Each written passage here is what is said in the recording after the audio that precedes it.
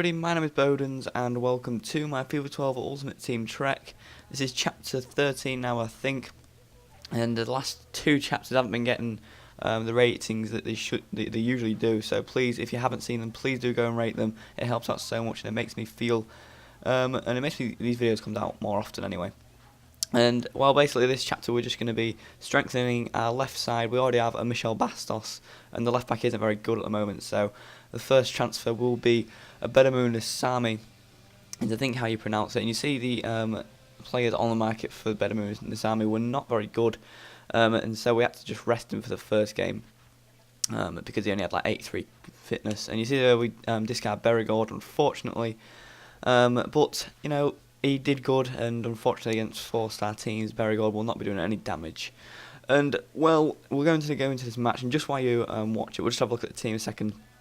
And you see he has a Welbeck up front, and I don't know who that striker is for QPR, but he has Ashley Young there. He has Glenn Johnson, Lescott, Jones, and some Spanish goalie which has no chemistry, apart from like two, I think, from his position. But yeah. Well, basically yesterday there was the Day of Destiny on Sky Sports, and wow, yesterday was the best day of sport ever. I mean, Chelsea won the Champions League.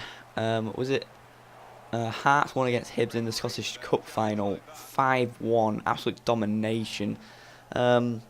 West Ham promoted to the Premier League in a 2-1 win over Blackpool, and Blackpool had a lot of chances which they did just scuff it up and mess up, and they really shouldn't have done that. And another thing, or the other one, was the Rugby Cup, I think, but I don't really watch rugby, so I don't know about that one. I'm not really bothered about that one. I'm pretty sure there was another football one, but I can't remember.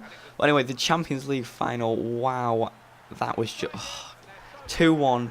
Oh no, 1-2-1, sorry. It was 1-1, right, or it was penalty, the one on penalties, Chelsea. And we all know that Chelsea did lose against Liverpool in the Champions League final, I think 2004, I think it was, and they lost in penalties against Liverpool, and Liverpool win the cup, and basically they were devastated from that, and haven't done very good in penalties ever since, and they were scared to do penalties in this. But the Germans, who are usually, the funny thing was, for the third penalty taker, none of the players on Bayern Munich actually wanted to take a penalty, so Neuer had to do it, and Neuer actually scored, which puts a big stamp on Bayern Munich, saying that they're just pathetic. I mean, Robben had a penalty in extra time and just scuffed it, and an easy save for Czech.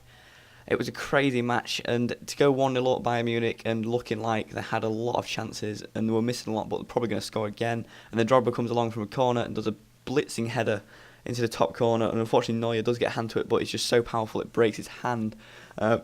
Oh yeah, you see, I think Drogba has just been so good for them, and I think they've been so fun to watch. You see, we buy Nene, and that is our left side all sorted out for this chapter. And we're just going to watch a few more matches after this as well.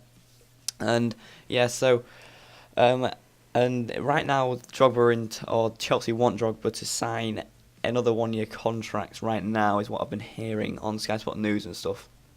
So hopefully they will, because I think it's probably going to be his last season if he does get another contract with them, because he is getting old now and his pace and everything can't catch up. But I mean, he pulls his finger out when he needs to, and I think this season we'll see the best of Torres, so we won't need, I don't support them, but Chelsea won't need them next season for it, just won't need him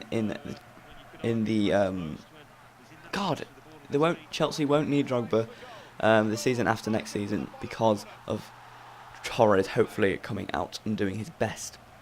I mean, I have had a neutral, well, at the beginning of the season I did like to support Man United, but I just thought, well, I don't really support them because I don't go to any of the matches, so now I'm a neutral in the Premier League, and basically I've just loved watching Chelsea just do work everywhere, and since Di Matteo has come in, he's just done it for the club.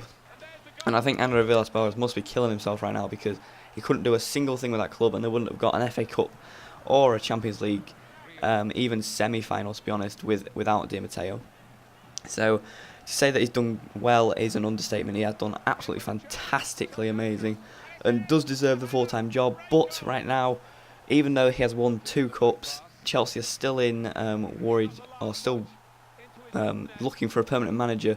That is what I said on Sky Sports. And what I heard was that Di Matteo may not even get the job now anyway. So even if he doesn't, he's going to go on and do wonders for some other club, because to be the caretaker and then come in just to kind of sort the club out a little bit and to come and win 2 major cups. Well, one's the most major cup in Europe, and the other one is basically the second most major cup, really, because it's the FA Cup. And wow, it just did so good. I can't believe it. And yes, that is basically yesterday's football and the roundup. So I think this football season has been absolutely amazing. I think you'll all agree as well. For what's happened, and you see this team I come across here. Got Nilmar up front, Wellerton, Lucas, Nene, a centre mid from Bayern Munich. That's all I can really see from there. But 3 at the back usually can do good against them. But usually, lately I've been coming against 3 at the back and not being able to do a single thing. And you see here that I think he does get a goal, but you see he just cuts round me. And again, my amazing defending just can't get into him. So that was a bit silly. And then to get a goal back, Michel Bastos comes along. This is what I bought him for, to bomb along the wings, cross a ball in, and then Briand to get lucky with a post rebound, really. And then that is it for this match. Unfortunately, he didn't want to play anymore. 1-1 was the final score. Hope you enjoyed this chapter. Hope you enjoyed what I was talking about. If you did, please make sure to rate. Thanks for watching and have a great day.